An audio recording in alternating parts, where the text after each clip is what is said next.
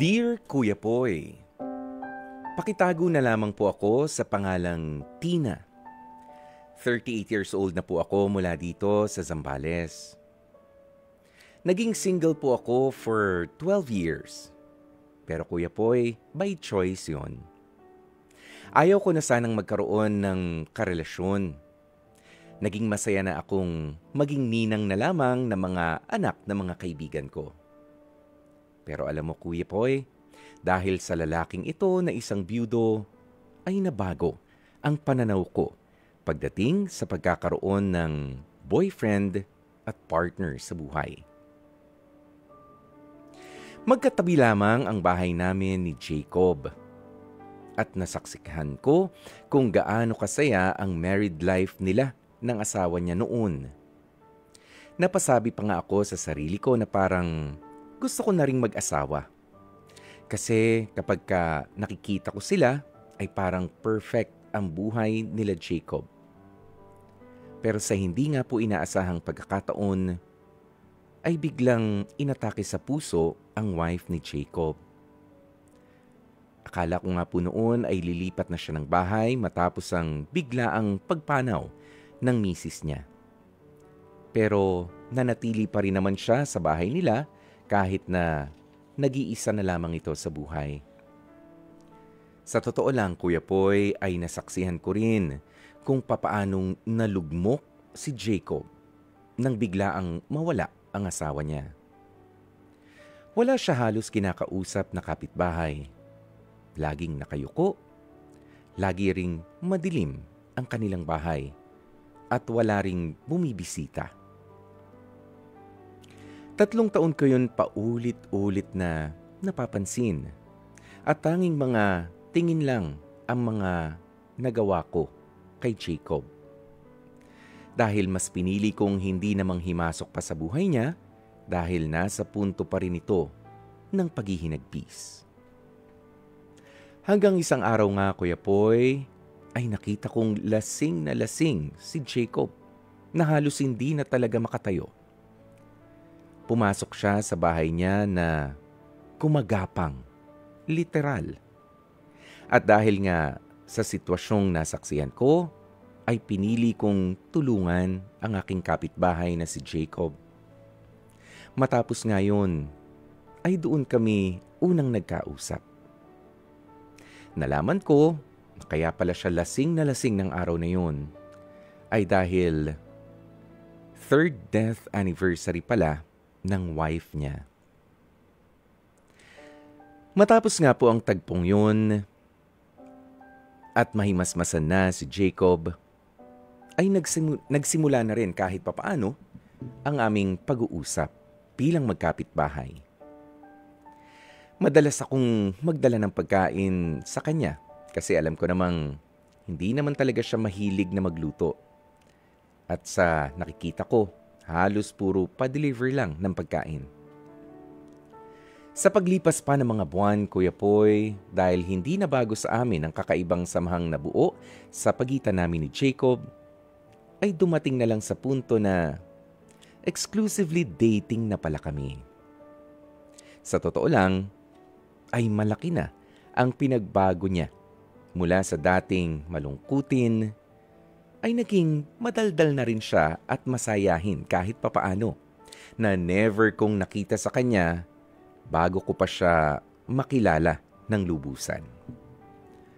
Ang problema ko lang, Kuya Poy, ay walang araw na hindi naaalala ni Jacob ang yumao niyang asawa.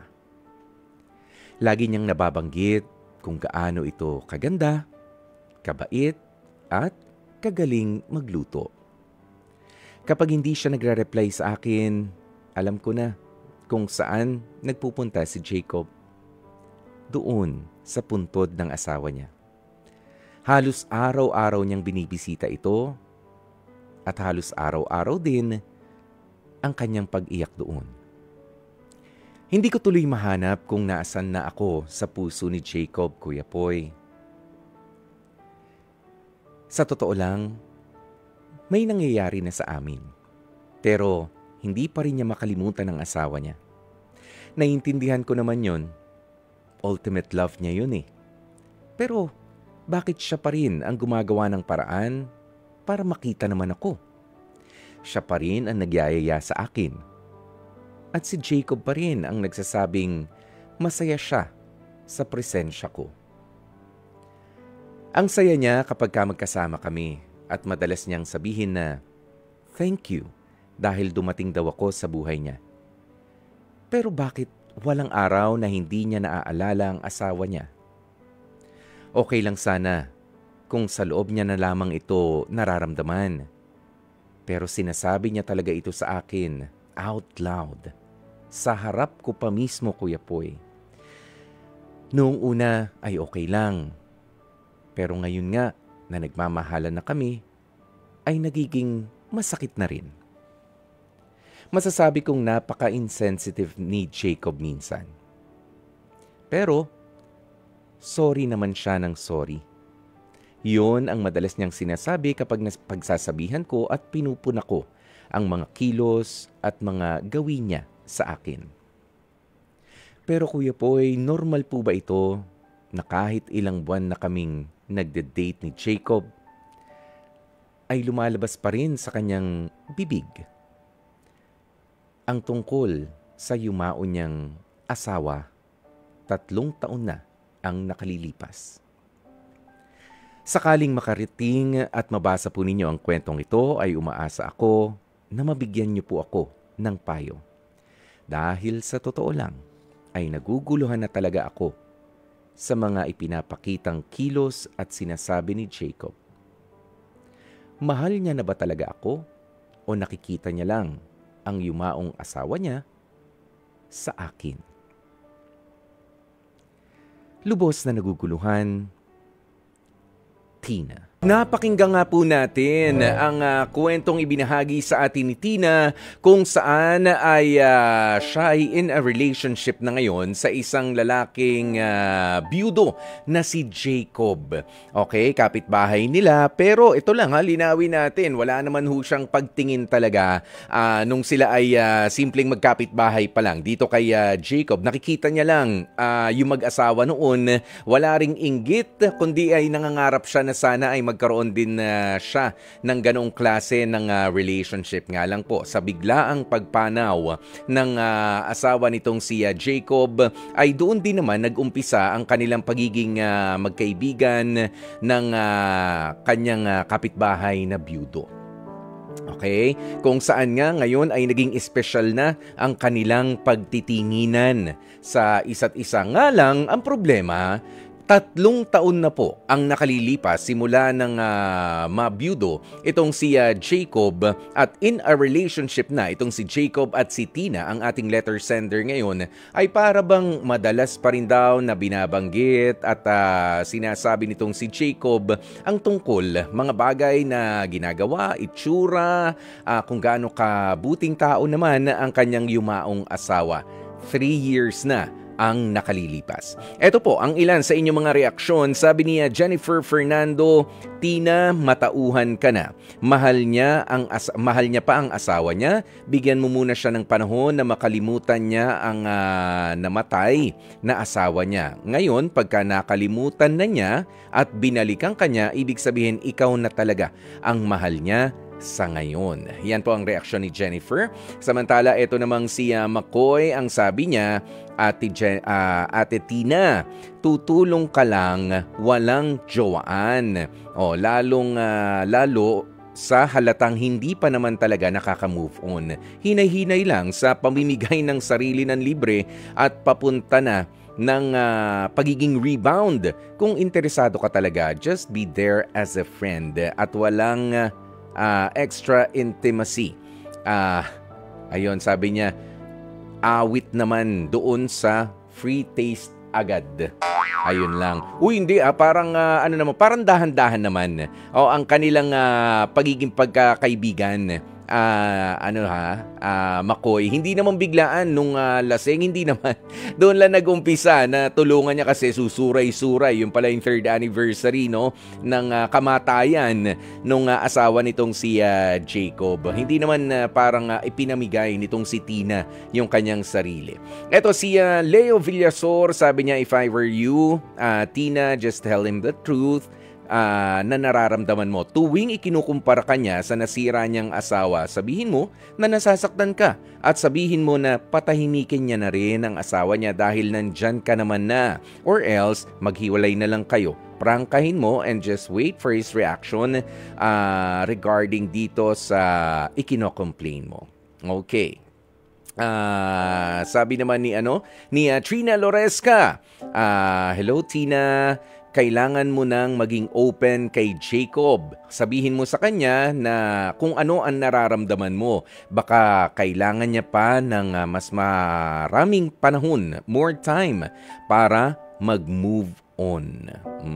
Si Fema Pascual naman, give him more time to move on, Trina. Kahit 3 years na ang nakalilipas, na wala ang kanyang wife, parang kahapon lang yan kasi talagang mahal na mahal niya pa ang kanyang asawa. Okay. Alam nyo, maraming salamat po sa inyong mga reaksyon, sa inyong mga komento, sa mga kapatid po natin. Pero sa ngayon nga, Tina, sa kung ano ang meron kayo nitong si Jacob, sabi mo nga ay exclusively dating na rin naman kayo. Nga lang yun nga ang problema, nasaan ba ako sa puso nitong lalaking pinili ko? Kasi lagi niya pa rin nababanggit. Hindi naman yata siya na ikukumpara, kundi na ikikwento pa rin yung iba po kasi yung ikinikwento yung dating asawa doon sa ikinukumpara. Kapag ka ikinukumpara, magaling magluto yung asawa ko, ikaw hindi. Di ba may mga ganun kasi? Hindi naman. Parang hindi sa ganung extent itong mga nababanggit ni Jacob. It's just that lagi niya pa rin naalala na magaling magluto yung asawa ko. Maganda rin yun. Mabait din siya. Ganyan. Okay? Pero kumpara kay Tina, hindi naman ganung na ikukumpara. Nga lang, nang dahil nga sa pag-alala ng madalas nitong si Jacob po doon sa asawa niya dati na yumauna, ay natatabunan kung ano ang binubuo ni Tina at ni Jacob ngayon na in a relationship na sila. Pero Tina, ang may papayo sa iyo ni Kuya Poy ay habaan mo pa ang pasensya mo. Pero, may pero. Yan. Dahil 3 taon na rin ang nakalilipas simula ng yumauna ang asawa nitong si Jacob. Pero sabi mo nga doon sa loob ng 3 taon na yun ay mag-isa siya sa bahay na nagmumukmuk, mag-isa siya nag-move on. It's only now na nagkaroon siya ng isang nakakausap consistently sa pamagitan mo. Hindi natin alam kung ano nangyari doon sa 3 taon na yun. Kasi nakikita mo nga sa observation mo, walang bumibisita sa kanya masyado, lagi nang madilim yung bahay, laging laging malungkot itong si Jacob at walang kinakausap din na iba sa inyong mga kapitbahay. Nandun pa siya sa stage ng adjustment. Okay, nag-a-adjust pa siya sa kung ano na ang gagawin niya ngayon. Nandyan ka na. Sabi mo nga, nagiging madaldal na siya. Unti-unti ay bumabalik na siya sa sirkulasyon. Nga lang, dahil nga sa unti-unti, ibig sabihin, hindi pa buong buo na siya ay okay na. He's getting there, pero hindi pa.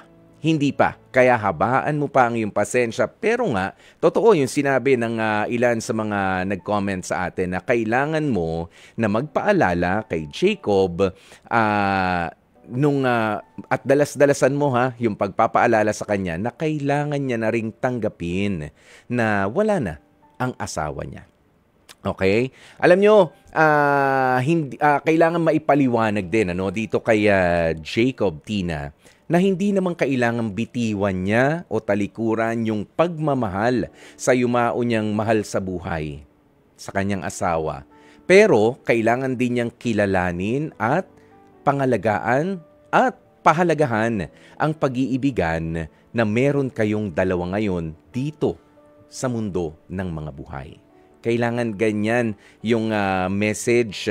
Hindi yung lagi na lang siya yung inaalala mo, nandito naman ako. Hindi ganun. Kailangan maipaliwanag mo sa isang tao na meron pa rin pagluluksa sa puso na kinikilala mo kung ano man ang pag-iibigan na meron sila noon, ang kanilang pinagsamahan, nire-respeto mo ang kanilang marriage nga lang dahil sa wala na at parehas nga kayo na nag-uumpisa na ng espesyal na pagtitinginan sa ngayon, ipaalala mo sa kanya na kailangan ay sumabay ka na rin sa agos dito sa mundo natin, sa mundo ng mga buhay. Alam mo, maganda siguro, Tina, para makita yung sincerity mo at sana naman ay okay lang rin sa'yo. Samahan mo. Sabi mo nga kasi ay madalas na pumupunta pa rin sa puntod ng kanyang yumaong asawa, itong si Jacob. Samahan mo siya roon sa harap ng puntod ng kanyang asawa at kahit nasabayan mo lamang siya magdasal, isang magandang mensahe yan kay Jacob na hindi na siya nag-iisa ngayon sa kanyang pagluluksa. 'Di ba? At nire-respeto mo rin sa pamamagitan ng pagharap mo doon sa puntod ng kanyang minamahal na asawa noon. Nire-respeto mo ang kwento ng pag-iibigan nila noon. After all, you have nothing to be ashamed of. Hindi mo inagaw si Jacob, 'di ba? Wala kang kinalaman o wala kang intensyon na sa kung ano paman ang nangyayari sa inyo. Para bang pinaglapit lang kayo ng tadhana, isa ka lang ordinaryong kapitbahay na ngayon ay meron ng espesyal na pagtitinginan kay Jacob. Wala kang inagaw. Wala kang dapat na ikasisi. Pero yun nga, 'di ba? Alam mo naman kung ano ang binibitbit sa dibdib nitong si Jacob, and I think malaking bagay 'yon. Nasamahan mo siya at iparamdam mo na yes, nakikiluksa ka, pero nandyan ka na rin. Ang iyong presensya ay hindi lamang para sa pagmamahal o dahil sa wala na yung asawa niya at nakikita niya lang yung asawa niya sa pamamagitan mo. Hindi. Ikaw ay ibang tao na pwede rin mag-offer sa kanya ng pagmamahal na inumpisahan ninyong dalawa. Kaya naman, dyan na nga po natin tatapusin ang ating Dear Kuya Poy. Mga kapatid, dito tayo sa totoo. Dito na tayo sa True FM. Mag-subscribe at mag-follow na sa social media accounts at True Network PH sa FB, Instagram, X na dating Twitter, YouTube, TikTok, and podcasts.